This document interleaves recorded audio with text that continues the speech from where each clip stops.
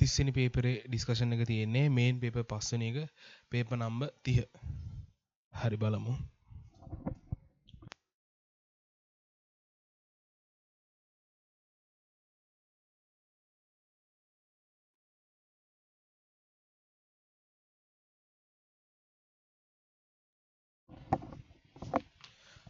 හරි. ඒකේ පළවෙනි ප්‍රශ්නේ දීලා තියෙනවා බලාගන්න.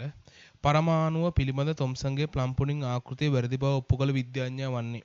හරිද?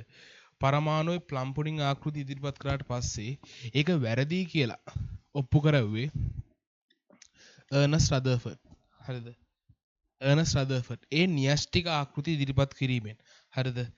ප්ලම් පුඩින් ආකෘතියේ වැරදි බව ඔප්පුනේ න්‍යෂ්ටික ආකෘතිය ඉදිරිපත් කිරීමෙන්. එතකොට පිළිතුර අංක වෙන්නේ පිළිතුර අංක 1. ඊට දෙවෙනි ප්‍රශ්නේ දීලා ඇති. දෙවෙනි ප්‍රශ්නේ දීලා තියෙනවා. නිවැරදි ක්වොන්ටම් අංක කුලකයේ වන්නේ අපි තාමත් රිවිෂන් එකට ක්වොන්ටම් අංක කරේ නැහැ. හරිද? තීරි පන්ති විතරයි ක්වොන්ටම් අංක කරලා තියෙන්නේ. හරිද? ඒතර මේක නම් උත්තරේ අංක 2 වෙන්නේ.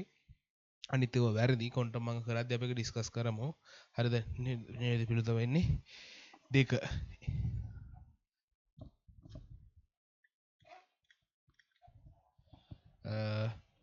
තුන්වෙනි එක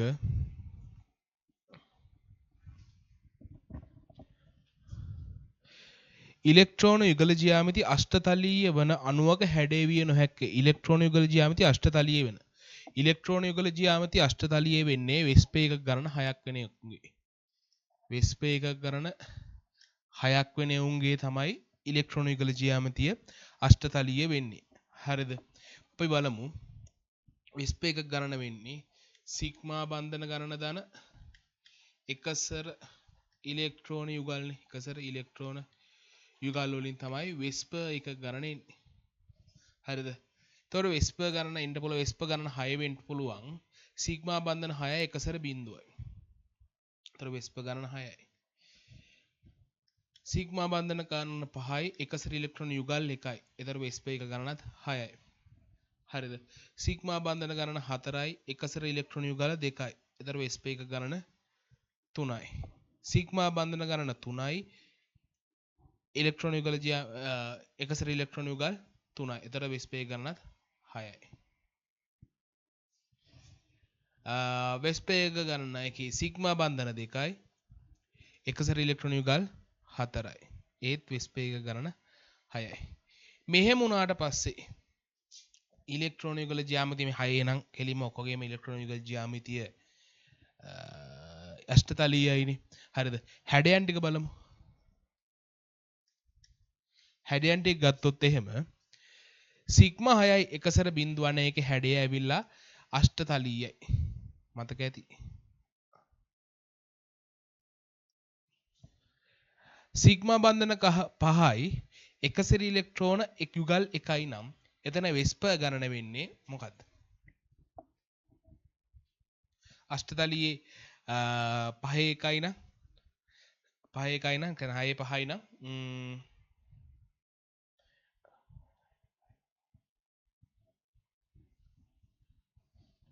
ත්‍රිආනත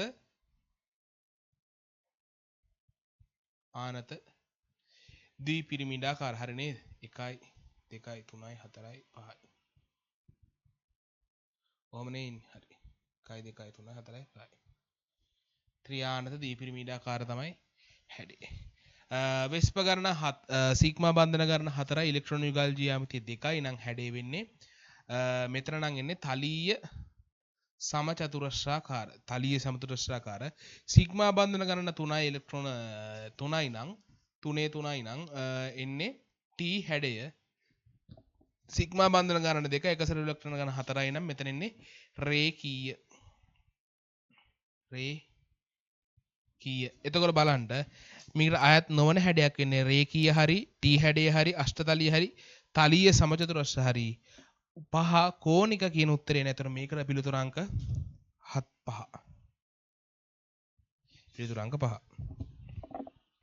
හරි. 4 මින් ඉහළ විද්‍යුත් ධනතාවක් ඇති පරමාණු වන්නේ විද්‍යුත් ධනතාවය ආවර්තීය විචලන අපි ඒක කරමු. තාම ආවර්තීය විචලන රිවිෂන් එකට දාලව කරේ නෑ. සොලියුෂන් එකේ යට නම් කරා තීරයටත් කරලා තියෙන්නේ. අපි නැවත වතාවක් ඒක කරමු. හරි. මින් ඉහළ විද්‍යුත්තාවක් ඇති පරමාණු වන්නේ කාණ්ඩයක් ඔස්සේ මතකද ආවර්තයක් ඔස්සේ මෙන්න මෙහෙට යද්දී විද්‍යුත්තාවය වැඩි වෙනවා සහ ආවර්තතාවක උඩට එද්දී විද්‍යුත්තාවය වැඩි වෙනවා. එතකොට හැබැයි 18 වෙනි කාණ්ඩයේ මූලද්‍රව්‍ය හැර. හරිද? එතකොට ඉහළම විද්‍යුත්තාව සහිත මූලද්‍රව්‍ය වෙන්නේ ෆ්ලෝරින්. තර පිළිතුරංක 2. හරිද? මෙතන කරන්න පේපර් ඩිස්කෂන් එකක්. ඒතර මට මේවා උගන්වන්න බෑ. මම කෙටියෙන් කියන් යනවා. හරිද? මොනවාට තේරෙන්නේ දෙයක් තිබ්බොත් එහෙම ක්ලාස් එකේදී මාව හම්බෙලා අහන්න. හරිද? 5 පරමාණු ක්‍රමාංක 29 වෙන මූලද්‍රව්‍ය ඉලෙක්ට්‍රෝන වින්‍යාසය වන්නේ. හරිද? පරමාණු ක්‍රමාංකයේ 29ට අදාළව මම ඉලෙක්ට්‍රෝන වින්‍යාසය ලියන්නම්. 1s2යි 2s2යි 2p 6යි 3s2යි 3p 6යි 4s2යි. එතකොට ඔක්කොම 20යි 10යි 10යි 20යි ඊට පස්සේ එන්නේ 3d නේ 3d 9යි. හරිද? 3d 9යි. පේනවනේ 3d 9යි. 42 මෙතන මෙහා පැත්තේ තියෙන්නේ. පේනව ඇතිනේ 42යි. හරි. එතකොට මෙන්න මෙහෙම d කාක්ෂිකෙන් 9 වෙන්න බෑ කියලා ඔයාලා දන්නා ඉලෙක්ට්‍රෝන වින්‍යාසය ලියද්දි. එතකොට වෙන්නේ 4s1 වෙලා 3d 10 වෙනවා. ඒතර එහෙම පිළිතුරක් තියෙන්නේ පිළිතුරාංක පළවෙනි එක. පිළිතුරාංක ඒතර 1. 6 වෙනි ප්‍රශ්නේ පෙරලා ගන්න.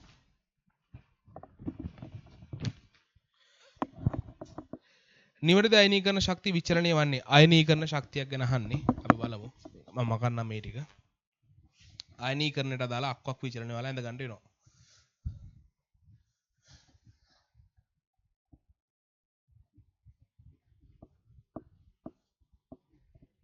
පේපර් ඩිස්කෂන් එකක් බලද්දි සාමාන්‍ය මම කලින් කියලා තියෙනවා තීරයට නම් මම කියලා තියෙනවා මතකද තීරයට පේපර් එකකට අදාළව පේපර් ඩිස්කෂන් එකක් කරද්දී ඒකට අදාළ වෙනම පොතක් තියාගන්න. හරිද? ඒකේ ඩිස්කෂන් ටික ලියන්න ඔයාලට වැරදුන පොයින්ට් ටික ඔක්කොම නැවත නැවත ලියා ගන්න. ඒකේ වැරදුන පොයින්ට් ටික සහ ඔයා කනාවට ගහලා හරි කියපු ටික ඔයාලට බැරි පොයින්ට් ටික පේපර් ඩිස්කෂන් එකේදී මෙහෙම ලියා ගන්න.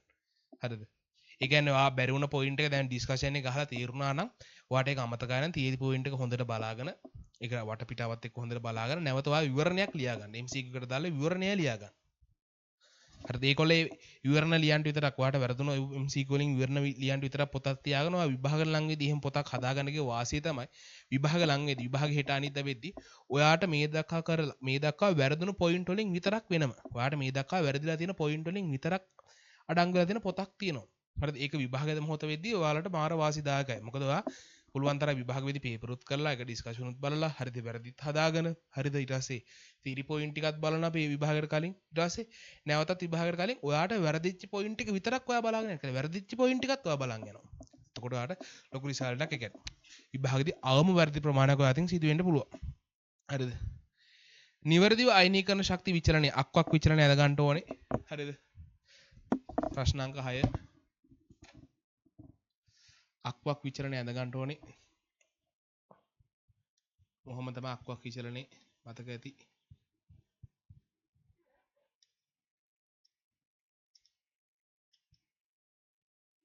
මෙහෙම එන්නේ.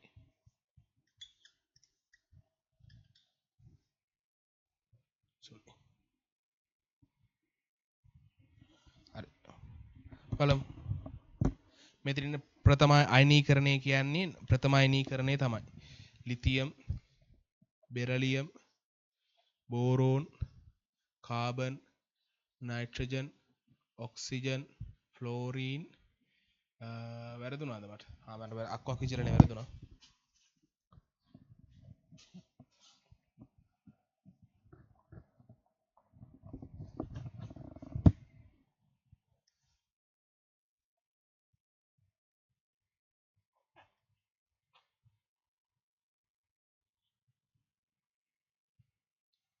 මේ තමයි අක්වක් විචලනය එන්නේ මතක ඇති.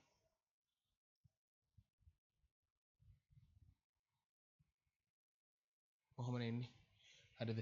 කලා පුරවගත්තොත් එහෙම lithium, beryllium, boron, carbon, nitrogen, oxygen, fluorine, neon, sodium, magnesium අපිට අවශ්‍ය ප්‍රමාණය ඇද්ද? එතන ලිතියම් බෙරිලියම් බෝර් කාබන් විතරයි ඒ සෙට් එක විතරයි තියෙන්නේ. අපිට අවශ්‍ය කරන ඒවා ටික විතරක් රවුම් කරගමු. හරිද? අපිට මෙතන අවශ්‍ය වෙන්නේ කිහිප දෙනයි. සියලු දෙනාම අවශ්‍ය නැහැ. අපිට සංසන්දනය කරන්න ඕන මූලද්‍රව්‍ය ටික විතරක් කොටු කරලා දාමු. හරිද? ලිතියම් අවශ්‍ය වෙනවා. බෝරෝන්, බෙරිලියම්, ඊට පස්සේ කාබන්. දැන් විචලන වෙන්න කියන්නේ කර වැඩි වෙන පිළිවෙලට දීලා තියෙන උත්තර ටික වැඩි වෙන පිළිවෙලට හදාගමු. අඩුම අවනීකරණ ශක්තිය තියෙන ලිතියම්ට ඊට වඩා වැඩි බෝරෝන්, ඊට වඩා වැඩි බෙරිලියම්, ඊට වඩා වැඩි කාබන්. එහෙම පිළිතුරක් තියෙන්නේ ලිතියම්, බෝරෝන්, බෙරිලියම්, කාබන් පිළිතුරාංක 1. පිළිතුරාංක 1. හරි. 7 දෘශ්‍ය තරංග අයත් වන සංඛ්‍යාත පරාසය වනුයේ දෘශ්‍ය තරංග අයත් සංඛ්‍යාත පරාසය වෙන්නේ කීයද 400යි 700යි. හරිද? හැබැයි සමහර අවස්ථාවලදී 450යි 700 වගේ දීලා තියෙනවා. ආසන්න වශයෙන් ඔයාලා මතක තියාගන්න දෘශ්‍ය තරංග අයත් වන පරාසය වෙන්නේ 400යි 700යි නැනෝමීටර්. නැත්නම් 450 750 කියන අවස්ථාවක් තියෙනවා. හරිද? අපි මෙව හයිඩ්‍රජන් විමෝචන වර්ණාලේ මෙව නැවතත් රිවිෂන් එකේ කරනවා කිසිම ආකාරයක මෙව බැරි නම් බය වෙන්න එපා. හරිද? තරයි එහෙම පිළිතුරු අංක දෙන්නේ 7ට පිළිතුරු අංක 4. 8 උභයගුණික ලෝහයක් නොවනුයේ මේක නම් කරලා තියෙන්නේ උභයගුණික ලෝහයක්. උභයගුණික ලෝහ පහක් තියෙනවා. මතකයිද උභයගුණික ලෝහ පහ? මොනවද උභයගුණික ලෝහ පහ?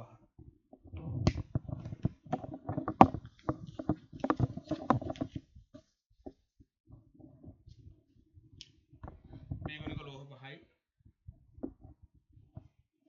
බෙරිලියම්, ඇලුමිනියම්,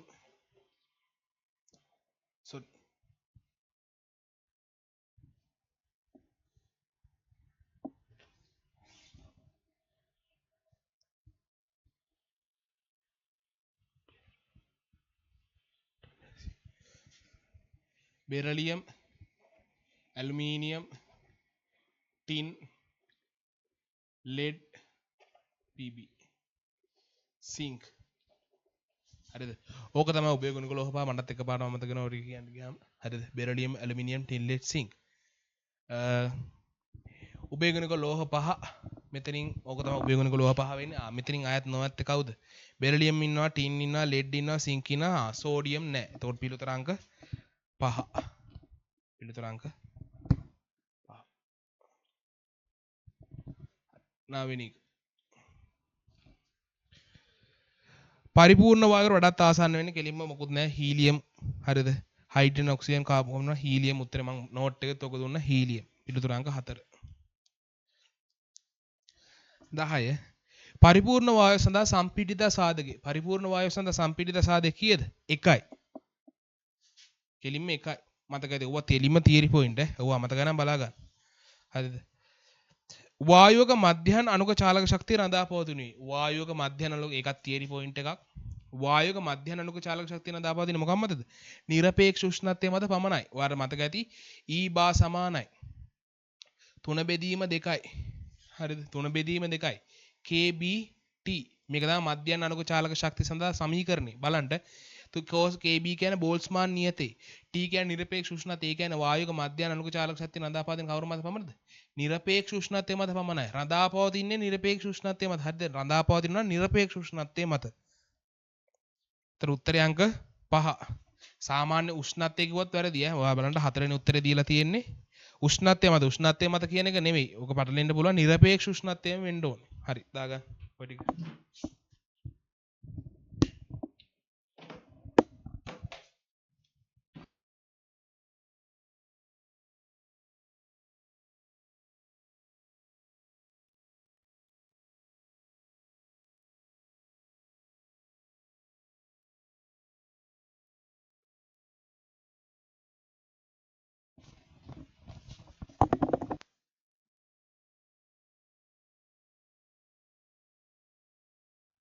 හරි පේපර් ඩිස්කෂන් එක බලලා දිනයක් අදිකට බලන් යන්න පොවාට වැරදි දැන් තිබුත් මම කරන් යනවා මොකද රෙකෝඩින් එකේ කාලේ අඩු වෙන්න ඕන හින්දා හරිද ඔයාලට මොකක් හරි පොයින්ට් එකක් තියෙනවා වීඩියෝ එකක් දාන්නේ වීඩියෝ එක ස්ටොප් කරලා හරි දැන් හදාගන්න යන්න වීඩියෝ එකේ පුළුවන් තරම් කාලේ අඩු වෙන තමයි විචාර කරන් යන්නේ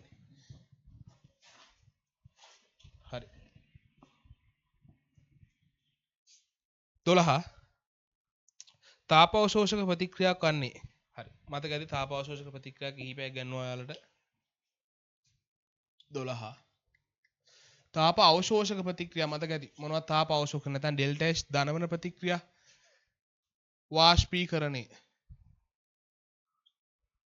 හරිද? වාෂ්පීකරණය මම නිකන් මතක් කරන්නම් ගන්නකො ටික.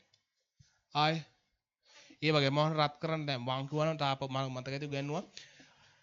වාෂ්පීකරණය කියන්නේ වතුර එකක් උණු කරන එකනේ. තේ එකක් හදන වතුරයක් උණු කරන, තේ එකක් හදන වතුරයක් උණු කරන එක කියන්නේ වාෂ්පීකරණය නැත්නම් විතර වෙන්නේ. හරිද? තේ එකක් හදන වතුරයක් උණු කරද්දි මොකද කරන්නේ? අර ගෑස් එකට දාලා රත් කරන්නේ. තාපය දෙනවනේ අපි නේ උෂ්ණත්වය දෙනවනේ. ඒ කියන්නේ තාප අවශෝෂණය වෙනවා. වාෂ්පීකරණය. ඒ වගේම මේ වාෂ්පයක් කියන්නේ ද්‍රවයක් වායුකරණය. ඒ වගේම ඝනයක් ද්‍රව කරන එකට ගන්නත් පුළුවන්. හරිද? කෙලින්ම ඝනයක් වායු කරන එක. හරිද? එතකොට ඝනයක් ද්‍රව කරන එක ද්‍රවීකරණය.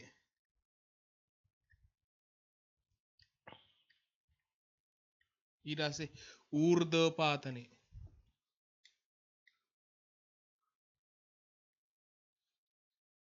හරිද? ඔව්ව තමයි කිව්වේ. ඊට පස්සේ බන්ධන විඝටනයේ බන්ධනයක් කඩන්න නම් අපි ශක්තියක් දෙන්න ඕනේ. මම මතකද කිව්වනේ. අර ගෑල් ළමයෙකුයි පිරිමි ළමයෙකුයි සම්බන්ධ ප්‍රේම සම්බන්ධයෙන් බෙදලා තියෙද්දි ඒක කඩන්න නම් මොකද කරන්න ඕනේ? අපි කීලම් කියේ මොකද තාපේ දෙන්න ඕනේ. හරිද? බන්ධන විඝටනේ.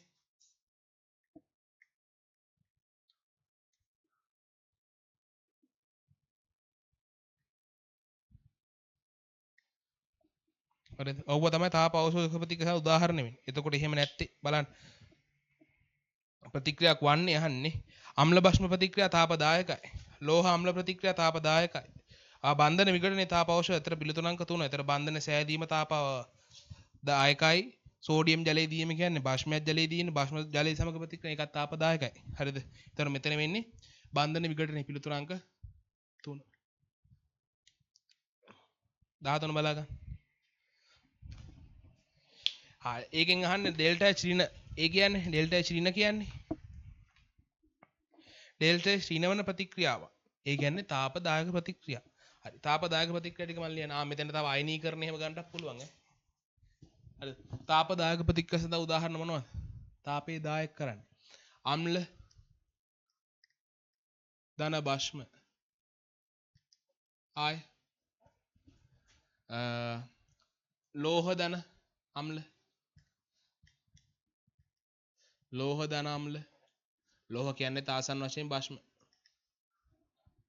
ආය අම්ල හෝ භස්ම. අම්ල හෝ භස්ම ජලයේ සමග එන අම්ල භස්ම ජලයට දැමීම. තාම මොනවද ගන්න පුළුවන් අපිට? බන්ධන මෙතන මේ බන්ධන විඝටනයේ තාප අවශෝෂකයි නම් බන්ධන සෑදීම. ඒක තාපදායකයි. ඔය තමයි තාපදායක සඳහා ප්‍රතික්‍රියා. තාපදායකය වගේ ඩෙල්ටා H ඍණ තාපදායකයි කියන්නේ ඩෙල්ටා H ඍණ. තාප අවශෝෂය කියන්නේ ඩෙල්ටා H ධන. ඔවා මම ඇතිපදන් කියලා දීලා තියෙනවා. ඔය ඇති වෙනකන් කියලා දීලා තිනවා ආයෙත්. ඔවත් අමතකයි කියන්නේ. ඔයා නැවත නැවතත් පොත් බලන්න ඕන. ඔයා ගෙදර ගිහිල්ලා ඔයාගේ අතින් එන්න ඕන රාජකාරිය ඔයා ඉටු කරලා නැහැ. ඒතර පිළිතුරංක වෙන්නේ ඩෙල්ටා H ඍණ වන ප්‍රතික්‍රියා කරන අයනීකරණේ නැහැ. අයනීකරණය කරන්න අපි ශක්තියක් දෙන්න ඕන. ඒක තාප අවශෝෂය. ඒතර වාෂ්පීකරණේ තාප අවශෝෂකයි, ඌර්ධෝපාදනයේ තාප අවශෝෂකයි, ලෝහ භස්ම ජලයේදී පිළිතුරංක 4. මේවත් වෙන සරල දේවල් ඈ. ඇති වෙනකම් මේව කරලා තියෙනවා.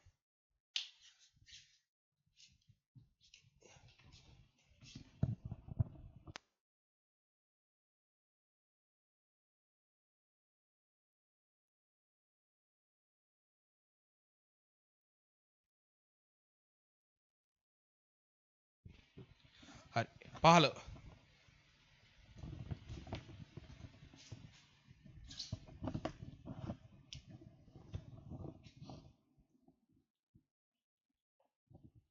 අහලා තියෙන මොකද්ද? S ගොනුවේ කාණ්ඩයක් ඔස්සේ පහළට යන විට S ගොනුව විතරන්නේ ඕනම කාණ්ඩයක් ඔස්සේ පල්ලෙහාට යන විට පරමාණුකාරය විශාල වෙනවා. ඒතර පළවෙනි එක වැරදි. අයනීකරණ ශක්තිය වැඩි වෙන්නේ නෙමෙයි කාණ්ඩයක් ඔස්සේ ආවර්තයක් ඔස්සේ පල්ලෙහාට. කාණ්ඩයක් ඔස්සේ පල්ලෙහාටදී අයනීකරණ ශක්තිය අඩු වෙනවා. අපි ආවර්ති විචලනයේදී බලමු ඒවා. ලෝහ ගුණ අඩු වේ. ඒක හරි. ද්‍රවාංක තාපං අඩු වෙනවා. ද්‍රවාංක තාපක වැඩි වෙන අවස්ථාවක් තියෙනවා. විදුරුණතාවය වැඩි වෙන්නේ නැහැ. විදුරුණතාවය අඩු වෙනවා. හරිද? ලෝහ ගුණ අඩු වේ කියන එක තමයි උත්තරේ. පහළට එන ලෝහ ගුණ තමයි අඩු වෙන්නේ. ඔය ද්‍රවාංග තාපාංක අඩු වෙන්නේ ස්කන්ධය වැඩි ද්‍රවාංග ස්කන්ධය අණුක ස්කන්ධය වැඩි ද්‍රවාංග තාපාංක වැඩි වෙන කියලා ඔයාලා දන්නවා. හරිද? ඔයාලට මේ දක්වා ඉගෙන නැත්නම් තව ඉස්සරහට ඔය පොයින්ට් එකම හම්බෙයි. ඒතර හතරවෙනි පිළිතුර ගන්න බෑ. ඒතර අංක 3 ලෝහ ගුණ අඩු වෙනනේ ලෝහ ගුණ වැඩි වෙනවා. 16 පහත අනුසම්බන්ධ මින් කුමන වගන්තිය අසත්‍ය වේද කියලා අහන්නේ. අණු ටිකක් දීලා තියෙනවා පහත හරි හරි. ඒ අණු ටිකේ ව්‍යුහ ටික ඇඳ ගන්න වෙනවා. MCQ දැක්කම අණු සියල්ලගෙන් ව්‍යුහ ටික ඇඳ ගන්න වෙයි. CO2 එක මම නිකන් සරලව ඇඳගෙන යන්න. C double bond O BF3 F F F PF3 PF F F මෙතන දෙකක් තියෙනවා. CH4 ගේ H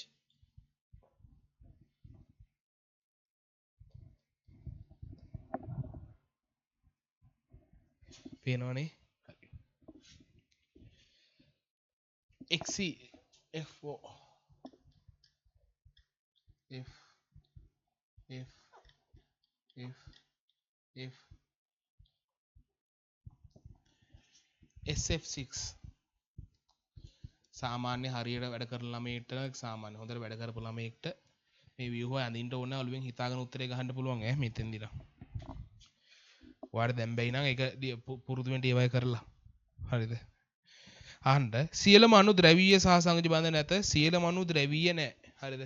ද්‍රවීය නිර්ද්‍රවීතාව අපි බන්ධන පාඩමේදී කතා කරවුවා. හරිද? සියලුම අණු ද්‍රවීයද නැහැ. මේක එහෙම මේක සියලුම අණු මොකද අහන්නේ සියලුම ද්‍රවීය සහ සියලුම අණු ද්‍රවීයයිලු. නෑ. නිර්ද්‍රවීය මෙවුවා නිර්ද්‍රවීය. සියලුම අණු ද්‍රවීය නැහැ. හරිද? සියලුම අණු වලට වෙනස් හැඩයක් නැත. සියලුම අණු වලට වෙනස් නැහැ. හැම අණුවක්ම එකිනෙකට නැහැ. සමහර අණු මේ සමහර ඒ වගේ මේ හැඩයන් සමාන අවස්ථා තියෙනවා මෙතන. බලන්න හැඩයන් සමාන අවස්ථා නැද්ද කියලා. මෙයා රේඛීයයි කවුරුත් නැහැ මෙතන. හරිද? මෙයා තලීය ත්‍රිකෝණාකාරයි. තලීය ත්‍රිකෝණාකාරයේ මුමුත් නැහැ. මෙයාගේ ඇවිල්ලා 4 3යි කියන්නේ ත්‍රිආනත පිරමීඩාකාරයි. මෙයා චතුස්තලීයයි. මෙයා 6 4යි කියන්නේ තලීය සමතලස්ස. මෙයා අෂ්ටතලීය. එතකොට හැබැයි සියලුම අණු වලට වෙනස් හැඩයන් ඇත. ඔව් ඒකත් හරි. ඒතර පිළිතුර අසත්‍ය වෙන ආයක හරි. සියලුම අණු වෙනස් හැඩයන් ඇත. අසත්‍ය කියන අහන්නේ නේ. ඔව් සියලුම අණු වලට වෙනස් හැඩයන් තියෙනවා. සියලුම අණු අෂ්ටක නීතිය අනුගමනය නොකරයි. සියලුම අණු අෂ්ටක නීතිය අනුගමනය නොකරයි. ඔව් දැන් මෙතන බලන්න මේ සල්ප 2 4 6 8 10 12ක් තියෙනවා. අෂ්ටක නීතිය අනුගමනය කරලා නැහැ. 2 4 6 8 10 12 අෂ්ටක නීතිය අනුගමනය කරලා නැහැ. මෙව නම් 2 4 6 8 2 4 6 8 2 4 6 8 2 4 6 8 මේ සෙට් එක අෂ්ටක නීතිය අනුගමනය කරලා නමුත් මුන් ටික අෂ්ටක නීතිය අනුගමනය කරලා නැහැ. ඒක හරි. එතකොට අසත්‍ය ගහන්නේ සියලුම අණු නිර්ද්‍රවීය වේ. මෙයා නිර්ද්‍රවීයයි. ද්‍රවීය නිර්ද්‍රවීතාවය අපි කරලා තියෙනවා. මෙයා නිර්ද්‍රවීයයි. මේ සෙට් එක නිර්ද්‍රවීයයි. මෙයා ද්‍රවීයයි. මෙයාලා ද්‍රවීයයි. ඒතකොට සියලුම අණු නිර්ද්‍රවීයද නැහැ. පිළිතුරංග 4. අණු දෙකක් පමණක් ඒවායේ මධ්‍ය පරමාණුව සතු එකසර ඉලෙක්ට්‍රෝන යුගල පවතී. අණු දෙකක පමණක් එකසර. හරිනේ. එකසර ඉලෙක්ට්‍රෝන යුගල අණු දෙකක පමණයි තියෙන්නේ. ඒතර පිළිතුරංග වෙන්නේ මෙතන 4. මේක නම් පාස් පේපර් ප්‍රශ්නයක්. පාස් පේපර් ආශිතෙන් මම මේක දැම්මේ. හරිද? මට මතක නැහැ අවුරුදු 2019 හෝ 16 හෝ හරි මෑතකදී පාස් පේපර් මේ වගේ පාස් පේපර් ප්‍රශ්නයක් තිබ්බා. ඒකමද කියලා මට මතක නැහැ කොහොම හරි. එක්ක ඒකම නැත්තම් මේක පොඩ්ඩක් වෙනස් කරලා හදලා තියෙනවා. හරි මට මතකයි මේක පාස් පේපර් එකකින් මම ගත්තේ. හරි 17.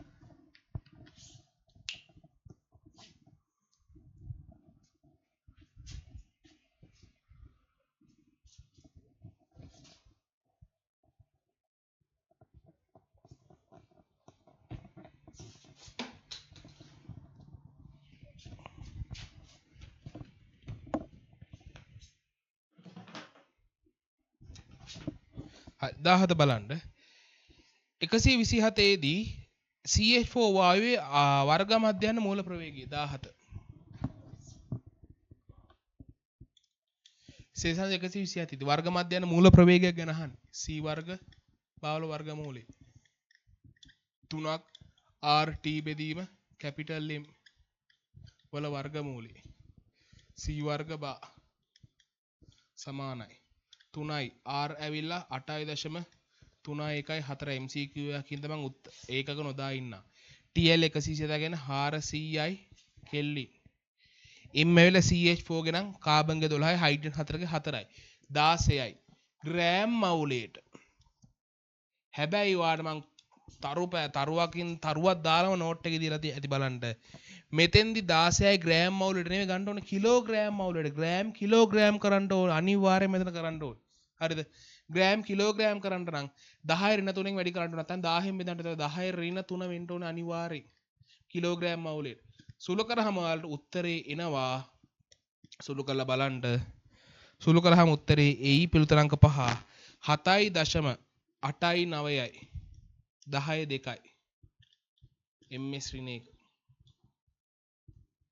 පිළිතුරු අංක එතකොට 5 සුළු කරලා බලන්න හදාගන්න වැරදියි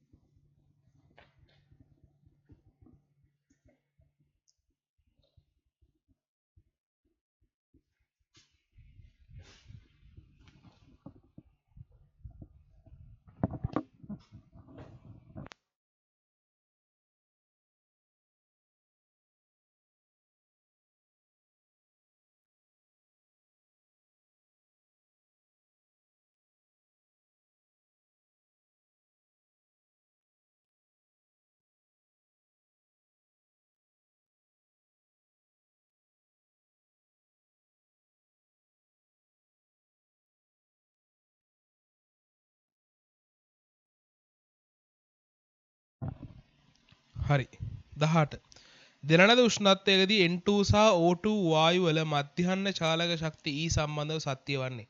හරිම ලේසි මේක තනිකර තියරි පොයින්ට් එකක්. හරිද?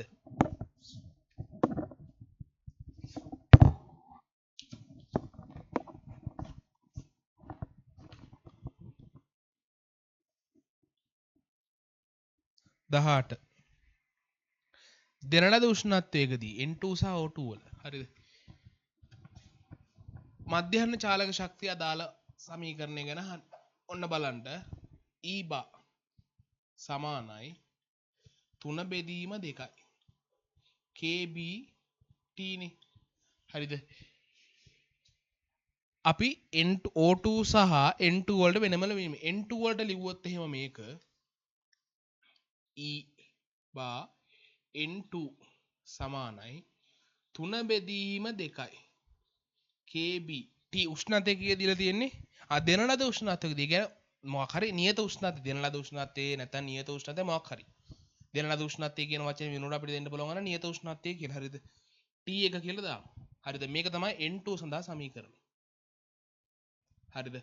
O2 සඳහා ලිව්වොත් එහෙම E බා සමාන E බා O2 සමානයි 3 බෙදීම 2යි. KB උෂ්ණත්වයේ දෙන ලද උෂ්ණත්වයකදී. ඒ කියන්නේ T එකම නේද මෙතන ඉන්නේ. T එක මේක දෙක. ඔයා හොඳට බලන්න සමීකරණ දෙක දිහා. En2 එහෙම නැත්නම් පළවෙනි එක සමාන නැද්ද දෙවෙනි සමීකරණයට? ඒ කියන්නේ E බා N2 සමාන නැද්ද E බා O2ට? හරිද? උෂ්ණත්වය මං කියවනේ ඉස්සෙල්ලත් අපි MCQ එකක් හම්බුනේ. වායු අණුවක මධ්‍යහන්න චාලක ශක්තිය රඳා පවතින උෂ්ණත්වය මත පමණයි. හරිද? එතකොට වෙනස් වායුන් වර්ග වුණත් එකම උෂ්ණත්වයේදී වෙන වෙන වායුන් වුණත් එකම උෂ්ණත්වයේදී මධ්‍යහන චාලක ශක්තිය සමානයි. මේ සමීකරණය ඇසුරෙන්ම ගත්තා මේ මෙතන N2 ට දාලා තියෙන E1 කියලා. E1 කියලා තමයි N2 ට අරන් තියෙන්නේ. E2 කියලා තමයි O2 ට අරන් තියෙන්නේ. හරිද? හරි E1 සමානයි E2 පිළිතුරාංක 3. මෙව්වත් වරද්දනවා නම් ඉතින් ඔයා අත්‍තරම වාගෙන දුක් වෙන්න ඕන. ඔය සරල දේවල් ඈ.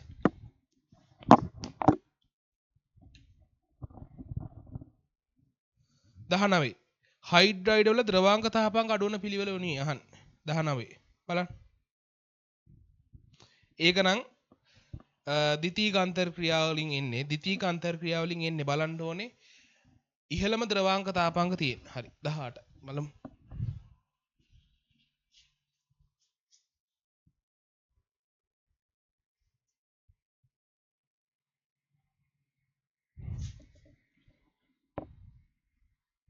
දහ 19 නේ.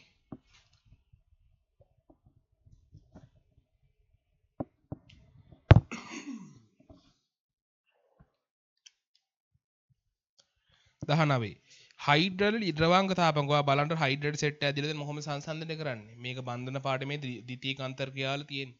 හරිද? හයිඩ්‍රජන් බන්ධන තියෙනුයුන්ගේ ද්‍රවාංක තාපාංක ඉහළම වෙනවා. හරිද? හයිඩ්‍රජන් බන්ධන තා ප්‍රබලම එයාලගේ ද්විතීයික අන්තර් ක්‍රියා ප්‍රබල වෙන්න එයාව වාෂ්ප කරන්නවත් ද්‍රව කරන්නවත් අමාරුයි.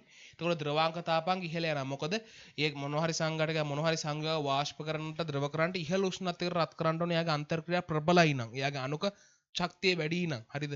කෙල්ලකුයි කොල්ලකුයිගේ සම්බන්ධ ඉතාම හොඳ ප්‍රබල සම්බන්ධයක් තියෙනවා නම් ඔයාට ලේසියෙන් ඒක කඩන්න වෙන්නේ. හරිද? ඉහළ උෂ්ණත්වයකට රත් කරන්න ඕනේ. හරිද? ප්‍රබලම ද්විතීයික අන්තර් ක්‍රියාව වෙන්නේ හයිඩ්‍රජන් බන්ධන. හරිද? ඊට පස්සේ ද්විතීයික දීද්‍රව අන්තර් ක්‍රියා. ඊට පස්සේ තමයි ලන්ඩන් අප කරන බල එහෙම ටික තියෙන්නේ. හරිද? ඒතර බලන්න ඕනේ හයිඩ්‍රජන් බන්ධන තියෙන්නේ කාගේද? ද්විතීයික. මෙන්න මේ දීලා තියෙන සංයෝගවල තියෙන ද්විතීයික අන්තර් ක්‍රියා ටික බලන්න ඕනේ. ඒකවල ද්විතීයික අන්තර් ක්‍රියාවල ප්‍රබලතාවයේ අඩුවන පිළිවෙලට සැකසුවාම ඔන්න ද්‍රවාංක තාපාංක අඩුවන පිළිවෙලට එනවා. හරිද? එහෙම බලද්දි බලන්න H2O නෑ HF දීලා තියෙන්නේ. HF වල තියෙන්නේ HF වලට හදන්න පුළුවන්. හරිද? HF වලට හදන්න පුළුවන් ද්විතීයික අන්තර් ක්‍රියා එකයි තියෙන්නේ. මේ හැබැයි බලන්න. එතකොට බලන්න HF වලට හයිඩ්‍රජන් බන්ධන හදන්න පුළුවන්. හරිද? බලමු. HF වලට හයිඩ්‍රජන් බන්ධන හදන්න පුළුවන්. බලන්න. HF වලට හයිඩ්‍රජන් බන්ධන හදන්න පුළුවන් එකක්. H2O වලට ආසන්න වශයෙන් මම නිකන් කියන්නේ H2O වලට 1 2 කියන එක අපි පස්සේ බලමු.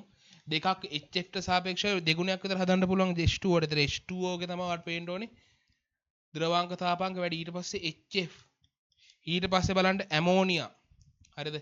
ඇමෝනියා වලටත් හදන්න පුළුවන්. හැබැයි ඔයාලා අපි ඉගෙන ගන්නවා ද්විතීයික අන්තර් ක්‍රියාවල හයිඩ්‍රජන් බන්ධනය යටතේදී හයිඩ්‍රජන් බන්ධනයක් කියන්නේ හයිඩ්‍රජන් පරමාණුවක් ඔක්සිජන් ෆ්ලෝරීන් ඔක්සිජන් නයිට්‍රජන් වගේ මූලද්‍රව්‍යත් එක්ක ද්විතීයික අන්තර් ක්‍රියාවක් හැදුවොත් අන්න ඒකට තමයි කියන්නේ අපි හයිඩ්‍රජන් බන්ධනයක් කියලා. හරිද? එතකොට මෙතන ප්‍රබලම හයිඩ්‍රජන් බන්ධනය හදන්නේ ෆ්ලෝරින් එක. ඊට පස්සේ ඔක්සිජන් ඊට පස්සේ නයිට්‍රජන්. හරිද? එතකොට ඇමෝනියා තුන්වෙනිට එන්නේ මෙයාට තරම් ප්‍රබල නැහැ. එතකොට ඔයහයි ෆ්ලෝරින් ගෙනම් ප්‍රබල HF ඉස්සරහට එන්න ඕන නෑ. මෙතන HF ට වඩා H2O හයිඩ්‍රජන් බන්ධන ගණන වැඩි. ඒ හින්දා H2O තමයි ප්‍රබලම ඉහළම ද්‍රවාංක තාපාංක ප්‍රමාණයක් තියෙන්නේ. හරිද? ඊට පස්සේ ඇමෝනියා CH4 මේ වගේ ගානක් අපි ද්විතීයික අන්තර් ක්‍රියා කරපු අයගේ කරලා තියෙන හොඳට මතක ඇති. හරිද? තාම ද්විතීයික අන්තර බන්ධන පාඩම රිවිෂන් එකේ කරේ නැහැ. සොලියුෂන් එකේ ද්විතීයික අන්තර් ක්‍රියා ටික අපිට ඉතුරු වෙලා තියෙනවා. ඒ ටික කරමු. තීරියට නම් ඒවා මතක ඇති. මේක මොන හරි ඩිස්කෂන් එකේ තීරණ දෙයක් තිබ්බ මම විචාර කරන් යන්නේ රෙකෝඩින් එකේ කාලය අඩු වෙන්න මොකද වාර සබ්ජෙක්ට් තුනක් තියෙනවනේ. හරිද? ඒ හින්දා මොනවද තේරුම් නැති එකක් තිබ්බොත් එහෙනම් ක්ලාස් එකේදී ඇවිල්ලා අහන්න. නැත්නම් මෙසේජ් එකක් හරි දාන්න. 20 සෙල්සියස් 25 දී H2 සහ O2 යන වායු වර්ගයේ වර්ග මැද යන මූල ප්‍රවේග අතර අනුපාතය ගානක් තියෙන. හදන්න එනවා. මේ පේපරේ හරි සරල පේපරයක් ඈ. මහ ලොකු අමාරු දේවල් නැහැ. පොඩි තනියම පොඩි try එකක් දෙන්න කරපො නැති අය ඉන්නවනම්. වර්ග මැද යන මූල ප්‍රවේග අතර අනුපාතය.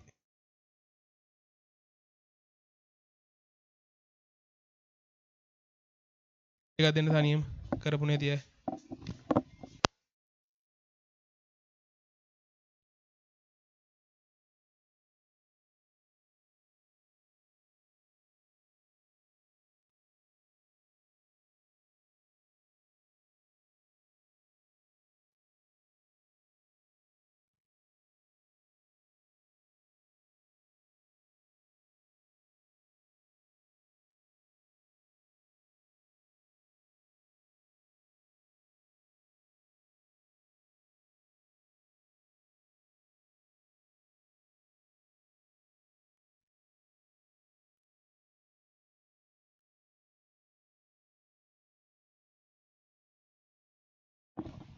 හරි බලාගන්න 20 මං හදන්නම්.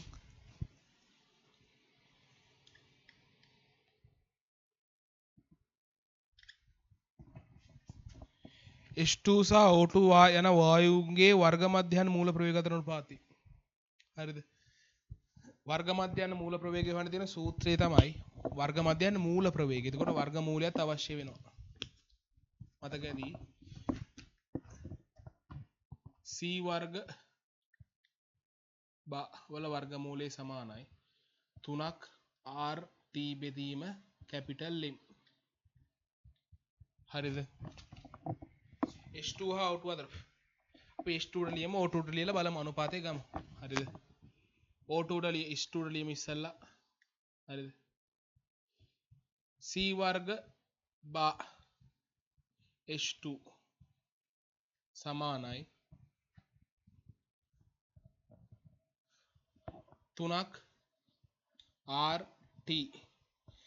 RT විදිහටම දාගන්නවා ගාන හදන්න පහසු හින්දා මම. හරිද? කැපිටල් M ඇවිල්ලා H2 ගේ 2යි. 10 රින 3ක් එන්න ඕන හරිනම් මෙතෙන්ට නම් අවශ්‍ය නැහැ අනුපාතයක් ගන්න දෙන හින්දා කමක් නැහැ 10 රින 3 හරියට හදාන් යන්කෝ අපි. මේක තමයි සමීකරණය. මේක අංක 1. අපි ඒ වගේම O2 ට ලිව්වොත් එහෙම ඉන්නේ c වර්ග බා O2 සමානයි 3 එහෙමමයි R මයි T නියතයි උෂ්ණත්වයේ එකම උෂ්ණත්වය දීලා තියෙන්නේ. ඔව් 25 දිමයි දීලා තියෙන TT කියලා දාගන්න. O2 ගෙනන් 32යි 10 රින 3යි. මේක අංක 2. හරිද? අපිට අරන් ගන්න කියන්නේ H2 සහ O2. හරිද? අනුපාතයේ H2 සහ O2. ඒතර ඔයාට අනුපාතයේ ගද්දි කියද්දි H2 බෙදීම O2 ගන්නත් පුළුවන්. එහෙම නැත්නම් O2 බෙදීම H2 ගන්නත් පුළුවන්. හරිද? එහෙම අවශ්‍ය එහෙම මෙහෙම ගත්තත් පිළිතුරක් දීලා තියෙනවා මෙහෙම ගත්තත් ගානේ පිළිතුරක් දීලා තියෙනවා. නමුත් නිවැරදි පිළිතුර කොහොමද? නිවැරදි ක්‍රමය මොකද්ද? හරිද? එතන ගැටලුවක් එනවා. හරිද? මේ වගේ අනුපාතයක නිවැරදි ක්‍රමය ගන්න. ඔයාලට දීලා තියෙන H2 සහ O2 නේ. දෙවෙනි අන්තිමට දීලා තියෙන O2 නේ. එහෙනම් ඉරෙන් යට එන්නේ O2. එතකොට බෙදෙන්න ඕනේ. එක බෙදීම දෙක වෙන්න ඕනේ. හරිද? ඉරෙන් යට O2 වෙන්න ඕනේ. මොකද H2 හා O2 ගේ අනුපාතය. O2 නේ අන්තිමේදී නේ. කියන්නේ ඉරෙන් යට O2 වෙන්න ඕනේ. එක බෙදීම දෙක ගන්නවා. එතකොට තමයි O2 යටට එන්නේ. එනවා C වර්ග බා H2 බෙදීම C වර්ග බා O2 සමානයි 3ක් RT බෙදීම 2යි 10 රින 3යි.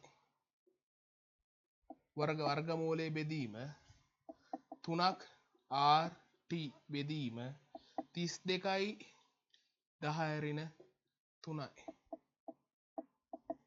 හරිද? තේරෙනවා C වර්ග බා H2 C වර්ග බා O2 සමානයි 3ක් RT ට 3ක් RT කැපිලා යනවා. ඕන්න තව ටිකක් සුළු කරන්න පුළුවන්. හැබැයි පොඩි ළමයි නෙවෙයිනේ. මම එකවර කපලා දාන්නම්. එතකොට ඔයාලට එන්නේ 1 යට වර්ගමූල 2යි 10 රින 3 වර්ගමූලය බෙදීම මම මේ පියවර සුළු කිරීම පියවර 2 3ක් ඉස්සරහට කරන් යන්නේ. එක බෙදීම 32යි 10 රින 3යි. මේ වර්ගමූලය. හරිද? ඕන වර්ගමූලය වලට මෙහෙම ගත්තේ ඕන නැත්නම් මෙන්න මෙහෙම දාගන්න. එකේ හරිනේ. ඒතර හරිනේ ඔයාලගේ ප්‍රශ්නේ. තාව ටිකක් මේක ඉස්සරහට සුළු කරන් යද්දී මම මේක මකනවා ඉඩමදි වෙන හින්දා.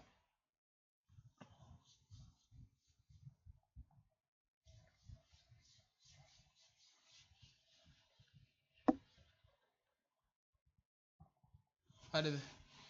H2 බෙදීම C වර්ග බා H2 බෙදීම C වර්ග බා O2 සමානයි. ඔයාලට පේන්ට් සුළු කරන් යද්දී 32 10 රින 3 බෙදීම 2යි 10 රින 3 මේක තේරෙන්නේ නැත ගන්නවනේ සුළු කිරීමේ පියවර බෑ. වර්ගමූලයේ බෙදීම වර්ගමූලය. මේ දෙක එකම වර්ගමූලයක් අතර ගන්න පතර ලේසි වැඩි. 10 රින 3ට 10 රින 3 කැපෙනවා. එතකොට එනවා 32 බෙදීම දෙකේ වර්ගමූලය 16 වර්ගමූලය 4යි. නැත්නම් මේ 32 අනුපාතයන් 16යි. තර මේ ඉන්නේ 16 බෙදීම 1 වර්ගමූලය. එතකොට එන්නේ 4ට 1යි. හරිද? 4 බෙදීම 1යි. අනුපාතය ඇවිල්ලා 4ට 1යි. 4ට 1යි කියන්නේ එහෙම උත්තරේ නෑ. 4 බෙදීම 1යි. උත්තරේ පිළිතුරාංක එම් පිළිතුරක් තියෙන්නේ පිළිතුරාංක 4. පිළිතුරාංක 4. තේරෙන්න ඇති. තේරුම් නැත්නම් අහන්න. 21 බලන්න. වීඩියෝ එක ස්ටොප් කරලා බලන්න මේවා හදාගන්න.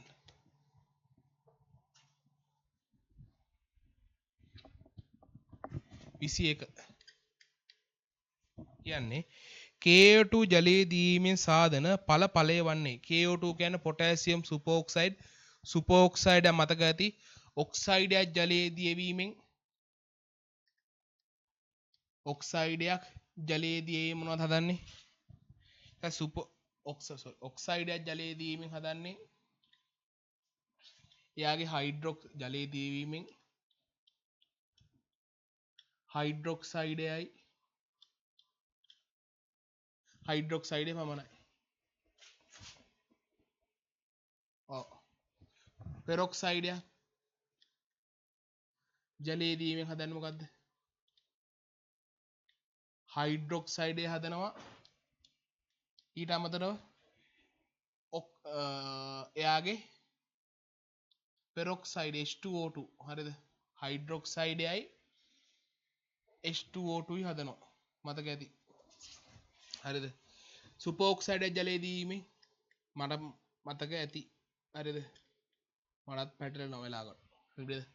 පැටලුණාට ගණන් ගන්න එපා. නැවත දැන් මටත් පැටලුණා මෙතෙන්දී. නැවත් නෑ පොඩ්ඩක් ආපහු මතක් කරලාදී මතක් කරන මේ වගේ ඔයාලට එහෙම පොඩ්ඩ පිටි පැටලීම් එනවා. හරිද?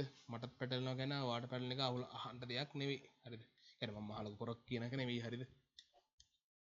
මට තියෙන මේ සබ්ජෙක්ට් එක විතරනේ. හරිද? ඔයාලට සබ්ජෙක්ට් තුනක් තියෙද්දි ඔයාලට කොහොමත් මට වඩා අමතක වීම වෙනවා. හරිද?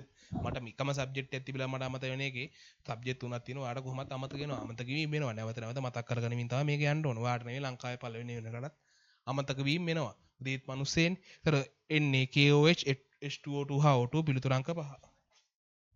මතක ඇති මම මේවා කියා දුන්නා. S ගුණය යටතේ.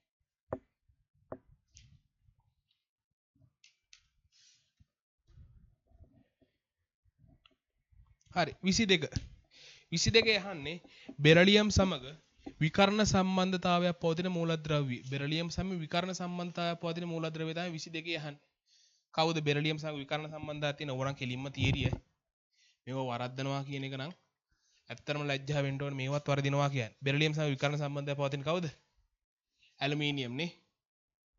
එහෙම උත්තරයක් තියෙන කීයද පිළිතුරංක 1. 23 මොකද ප්‍රශ්නේ? ජල ද්‍රාව්‍ය සංයෝගයක් වන්නේ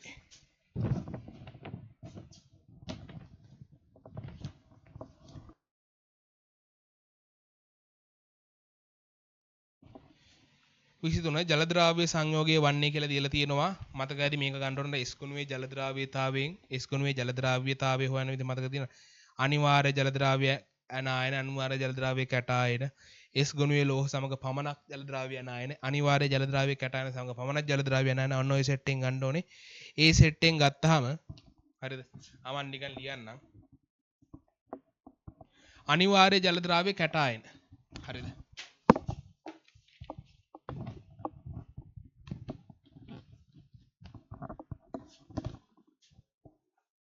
අනිවාර්ය ජල ද්‍රාව්‍ය කැටායන ටිකක් තියෙනවා.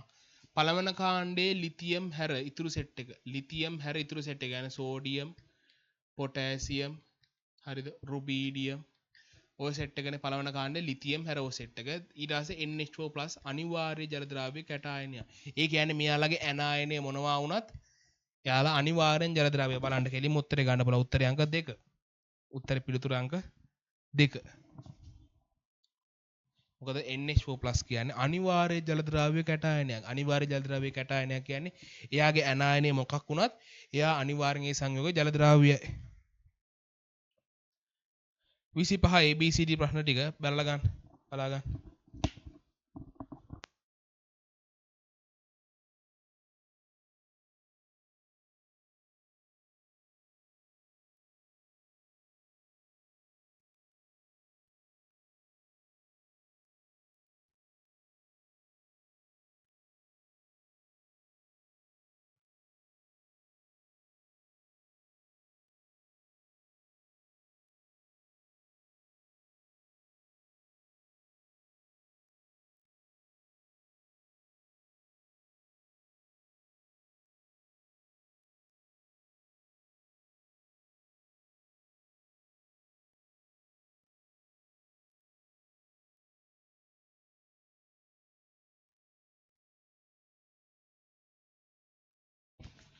හරි 25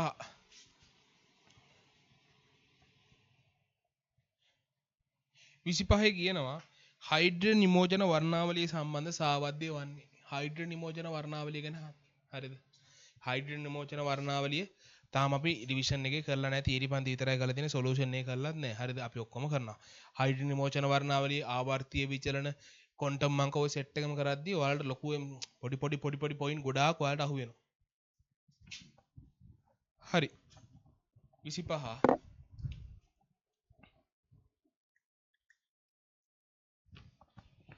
හයිඩ්‍රජන් නිමෝජන වර්ණ බලයෙන් සාවද්‍ය වන්නේ ලයිමාන් ශ්‍රේණිය IR පරාසයට ඇත නැහැ. ලයිමාන් අයත් වෙන UV පරාසයට මෙයා වැරදි.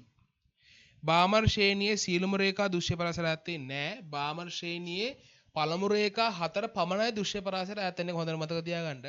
බාමර් ශ්‍රේණියේ පළමු රේඛා 4 පමණයි. ඊට පස්සේ 5 6 වගේ රේඛා ටිකක් තිබ්බොත් එහෙම ඔය ඇත් වෙන්නේ UV පරාසයට. ඒතර දෙවෙනි ප්‍රකාශයත් වැරදි. C පාෂන් ශ්‍රේණිය IR පරාසය තුල පිහිටා වැරදි. UV පරාසය තුල පිහිටන්නේ තොර ඒකත් වැරදි. D ලයිමාන් ශ්‍රේණිය රේඛා අතර පරතර උපරිම වේ. ඔව් ලයිමාන් ශ්‍රේණිය තමයි රේඛා අතර පරතර උපරිම වෙන්නේ. ඒතර පිළිතුරු අංක 5. හරිද? මෙතෙන්දි මං නවතත් කියන මෙතෙන්දි මං උගන්වීමක් කරන්නේ නැහැ. මෙතෙන්දි මම උගන්වීමක් කරන්නේ නැහැ. උගන්ලා තියෙන වගේ පේපර් එකක් තමයි තියෙන්නේ. මේක ඩිස්කස් කරන එක කරන්නේ. මෙතෙන්දි උගන්වන්න බෑ අපි. හරි. හැබැයි මෙතෙන්දි මොනවා හරි තේරෙන්නේ නැති පොයින්ට් එකක් නැවතත් අහගත්තොත් හොඳයි කියලා හිතන පන්තියේදී හෝ මැසේජ් එකක් හරි දාලා මෙන්න මේක මට කියා දෙන්න කියලා කියන්න. හරි. 26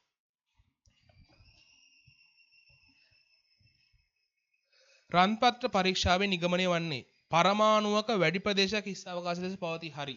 ඒ හරි. පරමාණුවක ස්කන්ධයේ කේන්ද්‍රගතව පවතින්නේ ධන ලෙස ආරෝපිත කුඩා ප්‍රදේශයක්. හරියටම හරි. ඉලෙක්ට්‍රෝන වලට ගම්ම්‍යතාවයක් ඇත. හරි. ඉලෙක්ට්‍රෝන වලට ගම්ම්‍යතාවයක් තියෙනවා. හැබැයි ඒක හොයාගත්තේ රන්පත්‍ර පරීක්ෂාවෙන් නෙවෙයි. කැතෝඩ් ගෙන්න පරීක්ෂාවෙන්. C වැරදි. D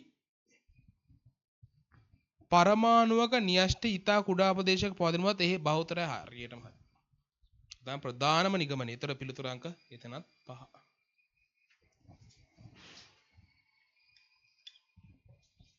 27 බලන්න 27 මින් සත්‍ය වන්නේ කියලා අහලා තියෙන්නේ.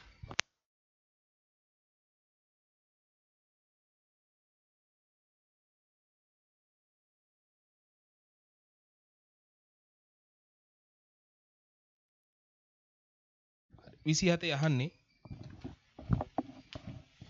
මින් සත්‍ය වන්නේ ලන්ඩන් බලවල ප්‍රබලතාවයට අණුවේ විශාලතාවයක කිසිදු සම්බන්ධයක් නැත. නෑ.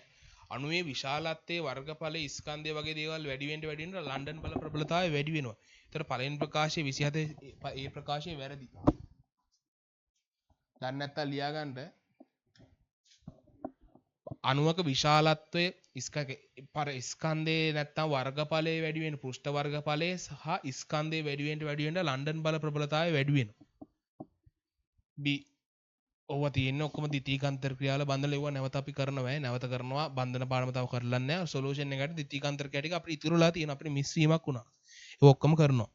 B දායක බන්ධනයක් සහ සහසංයෝජ බන්ධනයක් සෑදුණු පස්සේ ඒ අතර කිසිදු වෙනසක් නැත. හරියටම හරි. දායක බන්ධනයක් සෑදෙන්නේ හරි. දායක බන්ධනයක් හැදෙන විදිහ වෙනස්. හරිද? බන්ධනයක් හැදෙන්න නම් x y කියලා ගමුකෝ. මේ x ගේ එක ඉලෙක්ට්‍රෝනයක y ගෙමුත් එක ඉලෙක්ට්‍රෝනයේ බැගින් දීලා තමයි බන්ධනයක් හදාගන්නේ. x ඉලෙක්ට්‍රෝනයක් දෙනවා බන්ධනයට y ඉලෙක්ට්‍රෝනයක් බන්ධනයට දෙනවා. ආයේ දෙන්නම මේ ඉලෙක්ට්‍රෝන දෙක හවුලේ තියා ගන්නවා. දායක බන්ධනයක් කරන්නේ ඒක නෙවෙයි. දායක බන්ධනයකදී වෙන්නේ මේ බන්ධනය සඳහා ඉලෙක්ට්‍රෝන දෙකක් අවශ්‍යයිනේ. ඒ අවශ්‍ය ඉලෙක්ට්‍රෝන දෙකම දෙන්නේ එක පරමාණුවම තමයි. ඒකට m දෙනවා කියමුකෝ. බන්ධනය සඳහා අවශ්‍ය ඉලෙක්ට්‍රෝන දෙකම දෙන්නේ m. නැත්නම් බන්ධනය සඳහා අවශ්‍ය ඉලෙක්ට්‍රෝන දෙකම දෙන්නේ n. හරිද? දායක බන්ධන සහ මේක සහසංයෝජ බන්ධනයක්. මේක දායක බන්ධනයක්. හරිද? දායක බන්ධනයි සහසංයෝජ බන්ධනයි හැදෙන විදිය දෙකක්. හරි. හැබැයි හැදුනට පස්සේ ආයේ මේ දෙක මේ හැදුනට පස්සේ අපි කිව්වොත් එහෙම අපි දන්නේ නැහැ කියමුකෝ මෙයා දායකයි සහසංයෝජ කියලා. අපිට නිකන් කියනවා ඔයා පුළුවන් නම් කියන්න මෙයාද දායක මෙයාද දායක කියලා. නැත්නම් මෙයා කවුද මෙතන දායක කවුද මෙතන සහසංයෝජ කියලා හොයන්න කිව්වොත් එහෙම අපිට ඒක වෙන්කෙන් කරලා හොයන්න බෑ. හරිද? හැදෙන විදිය වෙනස් වුණාට හරිද? එක දායක බන්ධනයක් කියන්නේ නිකන් පිනට කනවා වගේ වැඩන්නේ. හරිද? පිනට කෑවුනට අය බත් කන විදිහ එකයිනේ. හරිද? දායක බන්ධනයක් සහජංග බන්ධනයක් හැදෙන විදිහ වෙනස්. නමුත් හැදුනට පස්සේ ඒක එකිනෙකට වෙන් කරලා හඳුනා ගන්න බෑ. දායක බන්ධනයයි සහජංග බන්ධනයයි හැදුනට පස්සේ කිසිදු වෙනසක් නැත. හොඳට මතක තියාගන්න. මේක එන්න පුළුවන් මේ දක්වා ඇවිල්ලා නැත. කිසිදු වෙනසක් නැත. හරියටම හරි. හැදෙන විදිය වෙනස්. C chlorine nitrogen oxygen fluorine ලෙස විද්‍යුතතාව විචලනය වේ. හරියටම හරිනේ. ෆ්ලෝරින්ට වඩා ඔක්සිජන් ඔක්සිජන්ට වඩා නයිට්‍රජන් නයිට්‍රජන්ට වඩා ක්ලෝරින්. හරි. D හයිඩ්‍රජන් බන්ධන ප්‍රාථමික අන්තර්ක්‍රියාවක් වේ. හයිඩ්‍රජන් බන්ධන කියන්නේ ද්විතීයික අන්තර්ක්‍රියාවක්. D වැරදි එතකොට. ද්විතීයික අන්තර්ක්‍රියාවක්. එතකොට උත්තරේ ඇවිල්ලා AB BC පිළිතුරාංක 2 නේ. ඒතර පිළිතුරාංක 2.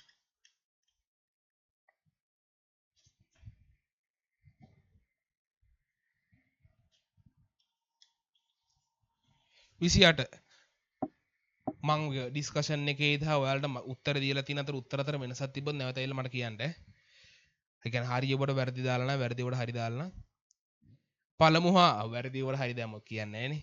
පළමු හා දෙවන කාණ්ඩ සම්බන්ධයෙන් සත්‍ය වන්නේ. පළමු හා දෙවන කාණ්ඩ S ගුණුව ගැන අහන්නේ.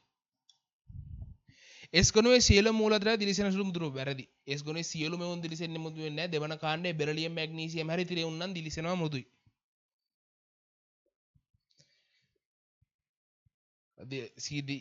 පළමු කාණ්ඩේ සියලුම කාණ්ඩ සම්බන්ධ S ගුණයේ සියලු මූල දිලිසෙන සුළු මුදු ලෝහ. දිලිසීම ගැන කතා කරොත් එහෙම S ගුණුවේ බෙරිලියම් මැග්නීසියම් හැරි ඉතුරු සියල්ල දිලිසෙනවා. මෘදු ගැන කතා කරොත් එහෙම සමහරක් මෘදුයි සමහරක් මෘදු නෑ. පළවෙනි කාණ්ඩේ වුණා මෘදුයි දෙවන කාණ්ඩේ බහුතරයක් මෘදු නෑ. මැග්නීසියම් එහෙම ගන්න පොඩ්ඩක් හොඳ හයිය. S ගුණුවේ සියලු මූලද්‍රව්‍ය ධනයක ඔක්සිකරණාංකය පමණක් පෙන්න. ඉතින් හරි ඒක.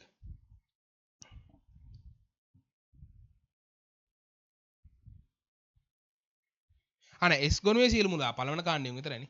පළවෙනි කාණ්ඩේ තමයි ධනක බෑ. S ගුණුවේ සියලු මූලද්‍රව්‍ය ධනයක ඔක්සිකරණාංක බෑනේ. පළවෙනි කාණ්ඩේ වුන් ධන දෙවෙනි කාණ්ඩේ වුන් ධන දෙක පෙන්නන්නේ. C S ගණුවේ සියලු මූලද්‍රව්‍ය ජලය සමග ප්‍රතික්‍රියා කරන්නේ නැහැ. බෙරිලියම් මෙහෙම ජලය සමග ප්‍රතික්‍රියා කරන්නේ නැහැ. මෙතන ජලය කියන්නේ සාමාන්‍ය නිකන් ජලය කියලා කිව්වොත් එහෙම මතක තියාගන්න ඒ සිසිල් ජලය ඈ. D පළමු කාණ්ඩයේ මූලද්‍රව්‍ය ക്ഷාර ලෝහ හඳුන්වන. හරි. පළවෙනි කාණ්ඩයේ උන් ക്ഷාර ලෝහ, දෙවන කාණ්ඩයේ උන් ക്ഷාර පාංශු ලෝහ, 10 වෙනි කාණ්ඩයේ උන් චල්ක ඝන, 17 වෙනි කාණ්ඩයේ උන් හැලජන, 18 වෙනි කාණ්ඩයේ උන් නිෂ්ක්‍රීය වායු ලෙස තමයි හඳුන්වන්නේ. 30 sorry 28 29 නේ කතා කරන්න තියෙන්නේ.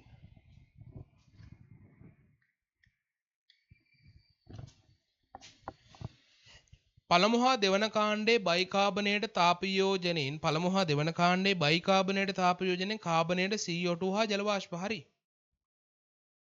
පළමු කාණ්ඩයේ බයිලම් කාණ්ඩය හා දෙවන කාණ්ඩයේ සියලු මූලද්‍රව්‍ය තාප වියෝජනයෙන් බයිකාබනේට පළමු කාණ්ඩය හා දෙවන කාණ්ඩයේ බයිකාබනේට තාප වියෝජනයෙන් කාබනේටයයි H2O සහ CO2 තමයි හම්බෙන්නේ. H2O කියන දේ හම්බෙන්නේ ජල වාෂ්පය. ඒතර ඒ ප්‍රකාශය හරි.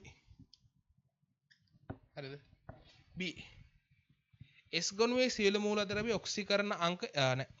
BB දෙවන කාණ්ඩයේ නයිට්‍රේට් තාප යෝජනය. දෙවන කාණ්ඩයේ නයිට්‍රේට් තාප යෝජනයෙන් ඊට අදාළ නයිට්‍රයිට් ලබා දෙයි.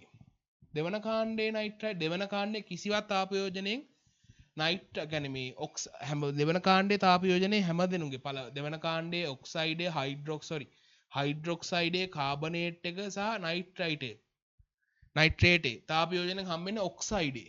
නයිට්‍රේට් එක හම්බෙන්නේ පළවෙනි කාණ්ඩයේ උන් තාප යෝජනයෙන්. හරිද? මේවා තියරි පොයින්ට් මම කියනවා නැවත නැවතත් උගන්වන්නේ නැහැ මෙතන. හරිද? මතක් කරගන්න මේ ඩිස්කෂන් එකක් කරන්නේ. හරිද? දෙවන කාණ්ඩයේ නයිට්‍රේට් තාප යෝජනයෙන් ඊට නයිට්‍රයිටේ නෑ. දෙවන කාණ්ඩයේ නයිට්‍රේට් තාප උදාහරණයක් විදිහට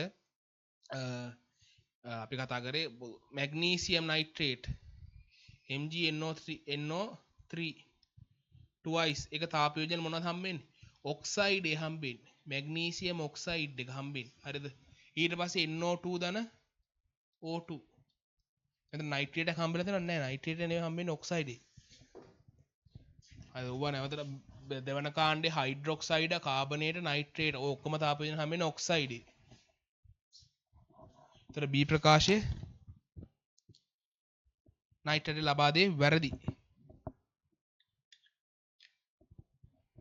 පළමු හා දෙවන කාණ්ඩයේ කාබනේට තාපයෙන් ඊතල ඔක්සයිඩය ලබා දේ. පළමු හා දෙවන කාණ්ඩයේ කාබනේ නැහැ.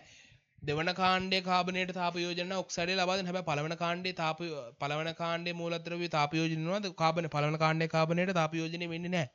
පළවන කාණ්ඩයේ ලිතියම් විතරයි ලිතියම්ගේ කාබනේට් එක විතරයි තාප යෝජනය වෙන්නේ. හරිද?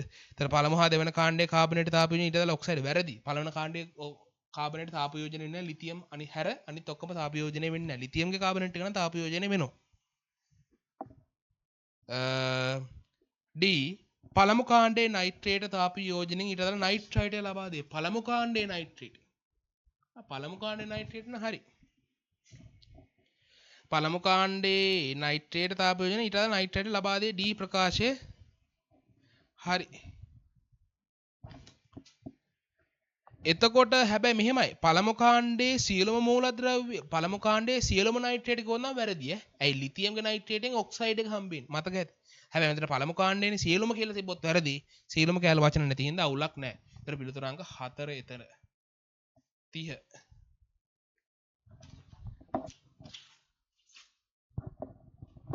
අයියෝ මෙතන ඩෙල්ටා S දන්න නැවත වගේ තාප අවශෝෂක ප්‍රතික්‍රියා අපි ඉස්සෙල්ලා කතා කරා. පිළිතුර අංක එතන එන්නේ 3 ඈ. පිළිතුර අංක 3 එතන එන්නේ. බන්ධන සෑදීම ඩෙල්ටා H මොකද බන්ධන සෑදීම ඩෙල්ටා H ඍණ. ඒතර ඒක වැරදි.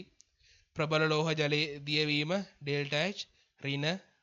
වාෂ්පීකරණය ඩෙල්ටා S ධන. බන්ධන විකරණය ඩෙල්ටා S ධන. ඒතර පිළිතුර අංක 3. C හා D ප්‍රමාණක් සත්‍ය වේ. පිළිතුර අංක 3 අපි නැවතත් කරවුව එක A B C D. කලිමුත් සාකච්ඡා කරා මෙයා වැරදි මෙයාත් හරි මේ දෙන්න හරි. පිළිතුර අංක 3. හරිනේ. අයිඩ තියෙනවනේ වල පේනවනේ යට. 30 31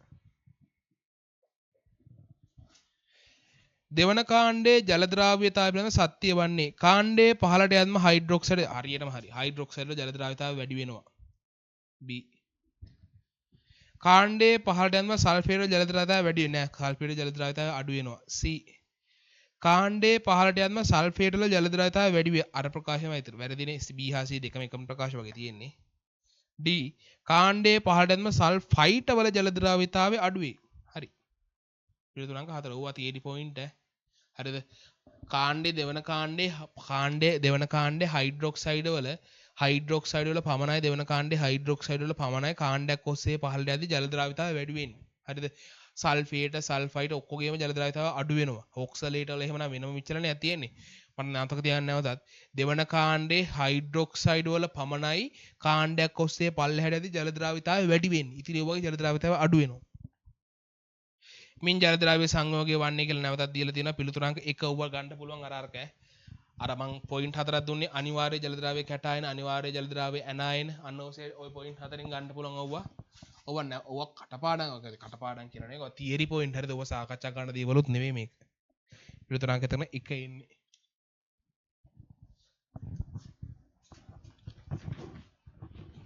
හරි ඊට පස්සේ තියෙන්නේ සත්‍ය අසත්‍ය ප්‍රශ්න. කරන් කතා කරගෙන යන්න තියෙන්නේ. හරි. සමජාතීය පරමාණු වලින් සෑදුණු සියලුම අණු නිර්ද්‍රවීයයි. සමජාතීය පරමාණු කියන්නේ එකම ජාතිය පරමාණු වලින් සෑදුණු සියලුම අණු නිර්ද්‍රවීයයි. බොරදිනේ. ඕසෝන් වගේ ගත්තොත් එහෙම නිර්ද්‍රවීයයිද ඕසෝන්. හරිද? ඕසෝන්ගේ අණු එහෙම ඇඳලා බලන්න. හරිද? සමජාතීය ඕසෝන් හැබැයි නිර්ද්‍රවීයද නැහැ. බහුතරයක් O2 N2 ගත්තොත් නිර්ද්‍රවීයයි හරි. හැබැයි ඕසෝන් වගේ ඒවා සමජාතීයයි. ඒකෝර නැහැ. සියලුම මං කියවනේ සත්‍ය සත්‍ය ප්‍රශ්නයක වගේ නැත්නම් සියලුම කියන වචන තිබුත් MCQ එක සියලුම කියලා වචන තිබුත් බොහෝ දුරට සත්‍ය සත්‍ය වගේ නම් සියලුම කියලා වචන තිබ්බොත් බොහෝ දුරට ඒ වාක්‍ය අසත්‍ය වෙන්න සම්භාවිතාවය වැඩි ඈ. මෙහෙම බහුතරයක් කියලා වචන තිබ්බනම් සමජාතීය පරමාණු සෑදුණු බහුතරයක් අණු නිර්ද්‍රවීය කරනවා ඒක හරි. නමුත් සියලුම කියන හින්දා වැරදි ඒක. එකම මූලද්‍රව්‍ය පරමාණු වල විද්‍යුණතාව සම විටම සමානයි. ඒතර හරි. ඒතර අසත්‍ය සත්‍ය පිළිතුරු අංක 4. 33ට පිළිතුරු අංක 4.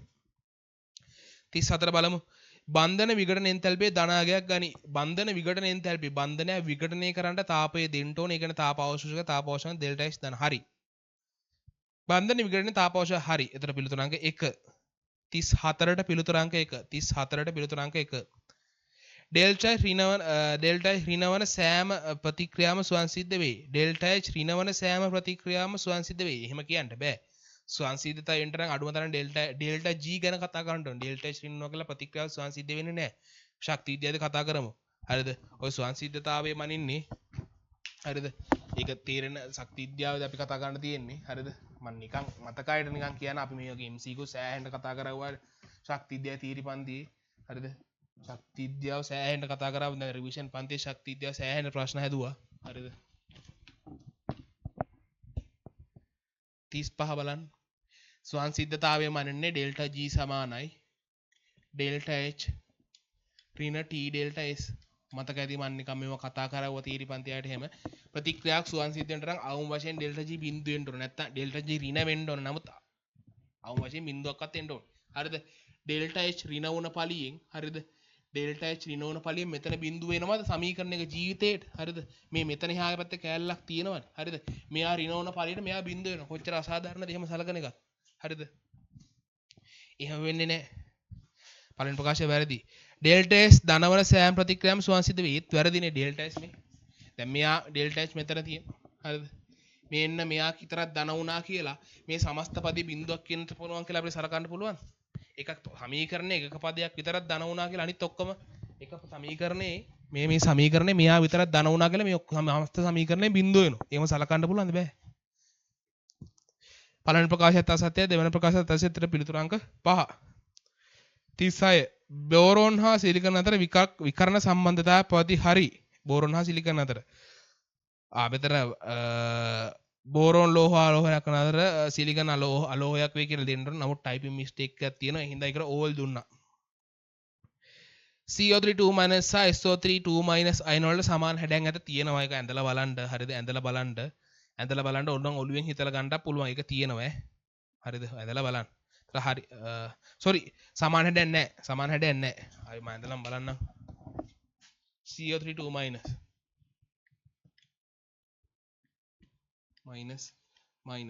SO32- හරිද? මෙයාගේ හැඩේ තලීය ත්‍රිකෝණාකාරයි. මෙයාගේ හැඩිය ත්‍රියානත පිරමීඩාකාරයි. නැත්නම් මෙයා පිරමීඩාකාරයි. හරිද? සමාන හැඩයක් තියෙනවද නැහැ. CO32- සහ SO32- යන දෙකේහිම මධ්‍ය පරමාණු එකසර ඉලෙක්ට්‍රෝන යුගල බගින් නැත නෑ. SO32- කි විතරයි එකසර ඉලෙක්ට්‍රෝන යුගලයක් තියෙන බලන්න. එතකොට එතනට පිළිතුරු අංක වෙන්නේ 5. ඒකලිත 38 බලන්න 37ට පිළිතුරු අංක 5 38 වෙනි MCQ එක බලන්න. ඒකලිත පද්ධතියක් තුළ ස්වයංසිද්ධව සිදුවන ප්‍රතික්‍රියාව සඳහා සෑම විටම ඍණ ගිබ්ස් ශක්තිය වෙනසක් ඇත. ඒකලිත පද්ධතිය තුළ ස්වයංසිද්ධව සිදුවන ප්‍රතික්‍රියාව සඳහා සෑම විටම ඍණ ගිබ්ස් ශක්තිය වෙනසක් ඇත. ස්වයංසිද්ධ ප්‍රතික්‍රියාවල ඩෙල්ටා G ඍණයි නම් ප්‍රතික්‍රියාව අනිවාර්යෙන් ස්වයංසිද්ධයි.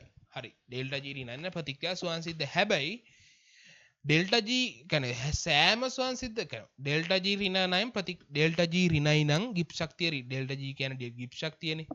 හරිද? ගිබ්ස් ශක්තිය ඍණයි නම් ප්‍රතික්‍රියාව ස්වයංසිද්ධ හරි. හරිද? හැබැයි සෑම ස්වයංසිද්ධ ප්‍රතික්‍රියාවක ඩෙල්ටා G ඍණයිද? නැහැ. ඩෙල්ටා G බිඳුව උනත් ප්‍රතික්‍රියාව ස්වයංසිද්ධ වෙන්න පුළුවන්. හරිද? ඒතර මේක වැරදි. ඒකලිත පද්ධතිය තුළ සිදුවන ක්‍රියාවලිය පිටසිත වෙනස් කළ නොහැක. ඒක ඔව් පිටසිත වෙනස් කරන්න බෑ. ඒකලිත පද්ධතියක් කියන්නේ පද්ධතිය තුළට පද්ධතියේ මායිම හරහා ශක්තිය මෙන්න පදාර්ථයේ ගමන් නොකරන එකක්. හරිද? ඒතර ඒකලිත පද්ධතියක් තුළ පිටතින් නම් මොකුත් වෙනස් කරන්න බෑ. يعني පිටතින් නම් වෙනස් කරනවා කියන්නේ අපි එක්ක තාපයක් දෙනවා, ශක්තියක් බාහිරින් දෙනවා, නැත්නම් පදාර්ථය හුවමාරු කරන එකන්නේ. හරිද? කෝපයක් නම් පෙරලලා දාන්න පුළුවන්. හැබැයි ඒකලිත පද්ධතියක මායිම හරහා පදාර්ථය යන්නේ නැහැ, ශක්තිය යන්නේ නැහැ. ඒතර පිටතින් මොනවා කරත් ඒකලිත පද්ධතිය තුළ මොකුත් වෙනසක් වෙන්නේ නැහැ. ඒතර දෙවෙනි ප්‍රකාශය හරි පිළිතුරු අංක අසත්‍යයි සත්‍යයි නම් පිළිතුරු අංක 4. ඒතර 38ට පිළිතුරු අංක 4. 39 බයිකාබනේට් අයනයේ CO බන්ධන සරව සම වේ. 39 බයිකාබනේට් අයනයේ අනින්ට බයිකාබනේට් කියන්නේ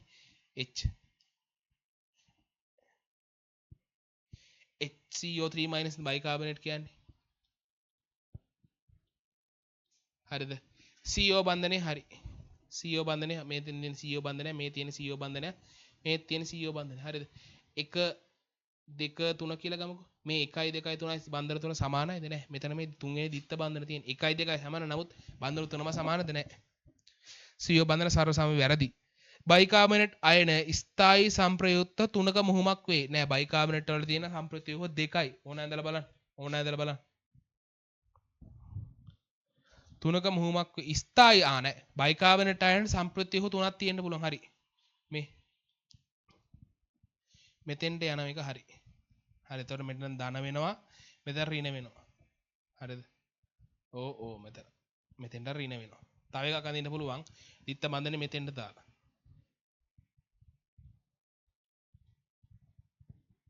මෙතෙන්ට ඍණ වෙනවා. හරිද? 1 2 3යි සම්ප්‍රත්‍යය 3යි නේ. ඒතර හරිනේ. නෑ. කියන්නේ බයිකාබනට් අයන ස්ථායි සම්ප්‍රත්‍යය 3. මෙයා ස්ථායි ඔක්සිජන්ට ධනාවොත් එයා ස්ථායි. ඒතර ස්ථායි සම්ප්‍රත්‍යය 3ක් නෑ. ස්ථායි සම්ප්‍රත්‍යය දෙකක් විතර නම් තියෙනවා. මේ දෙන්නයි ස්ථායි. හරිද? ඒ ප්‍රකාශය වැරදි. එතකොට පිළිතුරු අංක 5. ඊට පස්සේ 40 වෙනි ප්‍රශ්නේ. ඒතර 39 ට පිළිතුරු අංක 5. 40 LiF වලට Li හි සහසංයෝජ ලක්ෂණ ඇත. LiF වලට වඩා Li හි ලිතියම් ෆ්ලෝරයිඩ් වල ලිතියම් අයඩයිඩ් හි සහසංයෝජ ලක්ෂණ ඇත. නෑ නේද? ඔක කතා කරන්න පුළුවන්. ඒතර ලිතියම් කැටායනයේ පොදුයි. ඇනායනයේ ෆ්ලෝරිනුයි අයඩිනුයි. හරිද? ඇනායනයේ සලකදී එකක් ෆ්ලෝරින් එකක් අයඩින්. හරිද? ෆ්ලෝරින්ගේ ඉහළ විද්‍යුත්නතාවයක් තියෙනවා. අයඩින්ගේ විද්‍යුත්නතාවය අඩුයි. ෆ්ලෝරින්ගේ ඉහළ විද්‍යුත්නතාව මම කියන අතර ඔළුවේ මවා ගන්න. හරිද? ෆ්ලෝරින්ගේ ඉහළ විද්‍යුත්නතාවය තියෙන බන්ධනයේ හොඳටම ඉලෙක්ට්‍රෝන ටික මෙහාට ඇදලා ගන්න. ඒතකොට යාගේ අයනික ගතිය වැඩි, ඇද ගන්න ස්වභාවය වැඩි. හැබැයි එතකොට අයඩින් ගත්තොත් එහෙනම් ෆ්ලෝරින් තරම් විද්‍යුත්නතාවය නෑනේ. එතකොට එයාලගේ ලොකු ඇද ගැනීමක් නෑ ලිතියම් අයඩයිඩ්ගේ.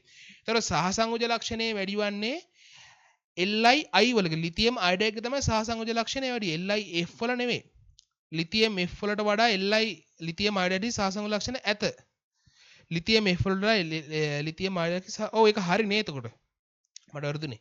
ලිතියම් ෆ්ලෝරයිඩ් වලට වඩා ලිතියම් අයඩයිඩ් හි සහසංයෝජ ලක්ෂණ ඇත. ඔව් හරි. ප්‍රතිතුරු ශක්තිය ඔව්. ලිතියම්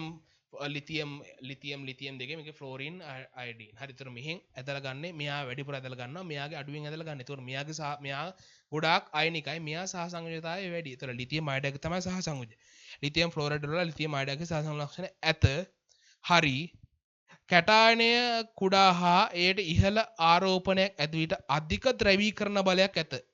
කැටායනය කුඩා හා එයට ඉහළ ආරෝපණයක් ඇති විට කැටායනය කුඩා හා එයට ඉහළ ආරෝපණයක් ඇති විට එයට අධික ද්‍රවීකරණ බලයක් ඇත.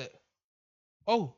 කැටායනය කුඩා වෙන්නයි ආරෝපණ ඉහළ විශාල වෙන්නයි ද්‍රවීකරණ බලය විශාල වෙනවා. ඒතර ඒ ප්‍රකාශය සත්‍යයි. එතකොට ඔයාලට කියන්න පුළුවන් පිළිතුරංග එක කියලා නෑ.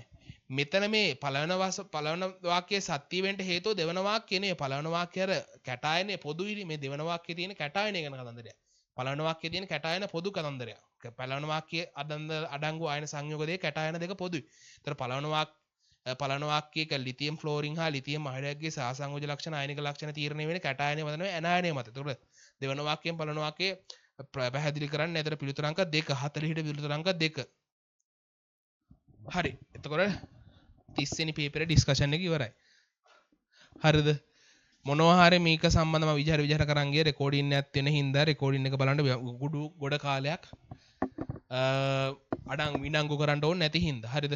හැබැයි මොන හරි එක මම විචාර කරන් ගියා තේරෙන්නේ නැති පොයින්ට් ඇති. හරිද? තේරෙන්නේ නැති මොන හරි දෙයක් තියෙනවා නම් අනිවාර්යෙන් ඇවිල්ලා අහන්න. හරිද? මෙතනින් ඉස්සරහට ඩිස්කෂන් ටික මම පන්තියේ ෆිසිකල් කරන්නම් කියලා හිතාන් ඉන්නේ. ඒක කරන්න බොහෝ විට බ්‍රහස්පතින්දා හවස. හරිද? බ්‍රහස්පතින්දා රිවර්ස් ක්ලාස් එක ඉරලා තමයි කරන්න හිතාන් ඉන්නේ. එතකොට ඒක අනිවාර්යෙන් ඔයාලා එන්න ඕන නෑ. පුළුවන් නම් එන්න පුළුවන්. දැන් සමහර ළමයි කියනවානේ ෆිසිකල් එන්න පුළුවන් නම් හොඳයි කියලා මේ පේපර් ඩිස්කෂන් එක. එතකොට කැමති ළමයිට බ්‍රහස්පතින්දා හවස එකට වගේ පටන් ගන්න පුළුවන්. 1 වෙනින්ද පුළුවන් 12 විතර වෙනින්ද පුළුවන්. කීයද දන්නේ නෑ. හරිද? අපි බලමු. මීට ඉස්සරහා පේපර් ටික අපේ හෝල් එකේ තියෙන ෆිසිකල් ටික ඩිස්කෂන් ටික. එතකොට කැමති නැහැ. ඒකට එන්න පුළුවන්. හරිද? එහෙනම් 30 වෙනි පේපර් ඩිස්කෂන් එක ඉවරයි. හරිද? මට කියන්න තියෙන නැවතත් පේපර් ඩිස්කෂන් එකට අදාළව වැරදුන පොයින්ට් එක නැවතත් හොඳට බලාගෙන නෝට් එක බලලා හොඳට විවරණ ටිකක් ලියා ගන්න. ඒ විවරණ පොත වෙනම තියා ගන්න. හරිද? මින් ඉස්සරහා පේපර් වලට මේ ඩිස්කෂන් එක උපයෝග කරගෙන මේ ඩිස්කෂන් එකෙන් ගත්ත වැරදි පොයින්ට් ටික හදාගෙන හරිද?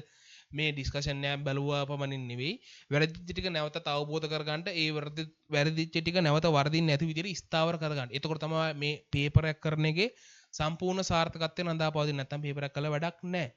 හරිද? එහෙනම් මේ පේපරේ වැරදුණු පොයින්ට් එක නැවත හදාගෙන මේ වැරදිච්ච ටික ඊළඟ පේපරේ වරද්දන්න නැතුව හොඳ ලකුණකට යන්න කියලා හැමෝටම සුබ පතනවා. හරි. එහෙනම් ඩිස්කෂන් එක ඉවරයි.